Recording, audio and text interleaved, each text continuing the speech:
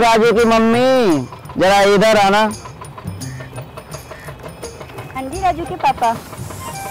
अरे ऐसे बुलाती हो ना तो मुझे बहुत प्यार आता है। क्या बात है, बहुत प्यार आ रहा है दीदी से। अरे मत पूछो, एक बात पूछूं? हाँ जी बोलिए। शादी से पहले कितने बॉयफ्रेंड? बॉयफ्रेंड बताती हूँ, रुकिए। बताती हो?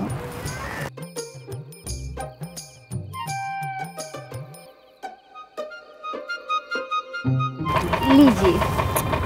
ये क्या है?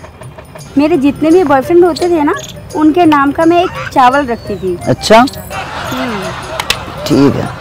1 2 3 4 5 6 7। अरे नहीं नहीं, आप गलत समझ रहे हैं। बाकी 4 किलो चावल तो मैंने बेच दिए।